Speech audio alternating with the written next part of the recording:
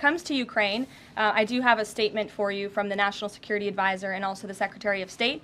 First, I'd like to reiterate what the President said earlier following his call with President Zelensky this morning. He said he just completed a very good telephone call with President Zelensky.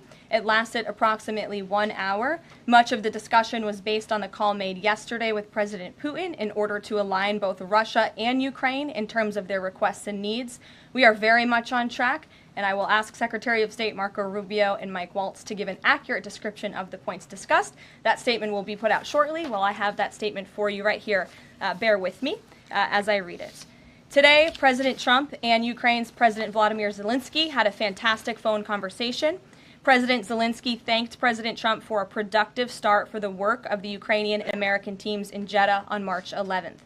The meeting of the senior officials from both nations significantly helped in moving toward ending the war. President Zelensky thanked President Trump for the support of the United States, especially the Javelin missiles that President Trump was first to provide in his efforts towards peace. The leaders agreed Ukraine and America will continue working together to bring about a real end to the war, and that lasting peace under President Trump's leadership can be achieved. President Trump fully briefed President Zelensky on his conversation with Putin and the key issues discussed.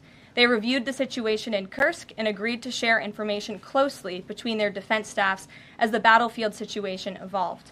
President Zelensky asked for additional air defense systems to protect his civilians, particularly Patriot missile systems, and President Trump agreed to work with him to find what was available, particularly in Europe. The two leaders also agreed on a partial ceasefire against energy. Technical teams will meet in Saudi Arabia in the coming days to discuss broadening the ceasefire to the Black Sea on the way to a full ceasefire. They agreed this could be the first step toward the full end of the war and ensuring security. President Zelensky was grateful for the president's leadership in this effort and reiterated his willingness to adopt a full ceasefire. President Trump also discussed Ukraine's electrical supply and nuclear power plants. He said that the United States could be very helpful in running those plants with its electricity and utility expertise. American ownership of those plants would be the best protection for that infrastructure and support for Ukrainian energy infrastructure. President Zelensky also thanked President Trump for continuing to push humanitarian concerns, including the exchange of prisoners of war. He noted they had just had a successful exchange and thanked the president for his leadership on that. President Trump also asked President Zelensky about the children who had gone missing from Ukraine during the war, including the ones that had been abducted, and President Trump promised to work closely with both parties to help make sure those children were returned home. They agreed all parties must continue the effort to make a ceasefire work.